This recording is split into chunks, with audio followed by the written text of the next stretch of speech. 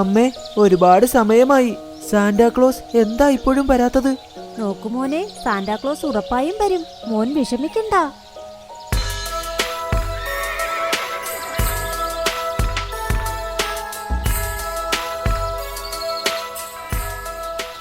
Sorry ചക്കരേ, ഇത്തവണ പുറപ്പെടാൻ ഒരുപാട് താമസിച്ചു. അതുകൊണ്ട് കാട്ടിലെത്താനും കുറച്ച് സമയമായി. ഇതാ നിന്റെ ഗിഫ്റ്റ്. Merry Christmas.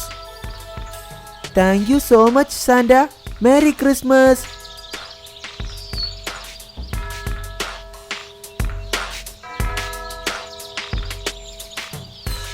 ഇതാ നിന്റെ gift. Thank you Santa. Merry Christmas. ഒരുപാട് മൃഗങ്ങൾക്ക് ഞാൻ ഗിഫ്റ്റ് കൊടുത്തു. എന്നാൽ ഒരു വീട്ടിൽ എന്ത് സംഭവിച്ചെന്നാൽ എനിക്ക് വേണ്ടി അവർ എപ്പോഴും കാത്തിരിക്കുന്നതാണ്.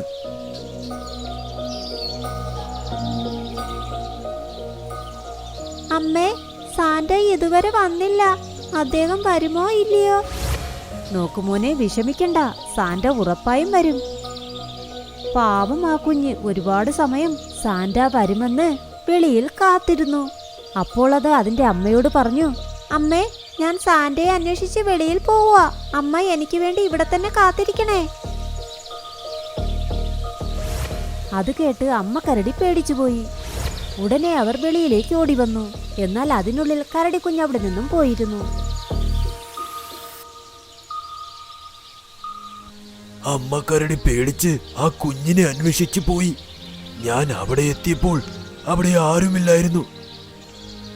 കുറച്ചു കഴിഞ്ഞപ്പോൾ കരഞ്ഞുകൊണ്ട് അതിന്റെ അമ്മ വന്നു. അവരുടെ കുഞ്ഞിന് കൊടുക്കേണ്ട ഗിഫ്റ്റ് എന്റെ കയ്യിലുണ്ടായിരുന്നു. എന്നാൽ അവർ കരയുന്നത് കണ്ട് ഞാൻ അവരോട് ചോദിച്ചു, നിങ്ങൾ എന്തിനാണ് കരയുന്നത്? അതുപോട്ടെ, നിങ്ങളുടെ കുഞ്ഞെവിടെ?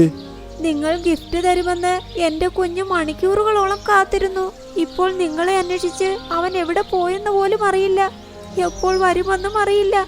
എന്നോട് ക്ഷമിക്കൂ, ഇത്തവണ ഇറങ്ങാൻ താമസിച്ചു. ഞാൻ നിങ്ങളെ ശപിക്കുകയാണ്. നേരം വെളുക്കുന്നതിന് മുമ്പ് എന്റെ കുഞ്ഞ് തിരികെ വന്നില്ലെങ്കിൽ നിങ്ങൾ ഒരു മരമായി മാറും.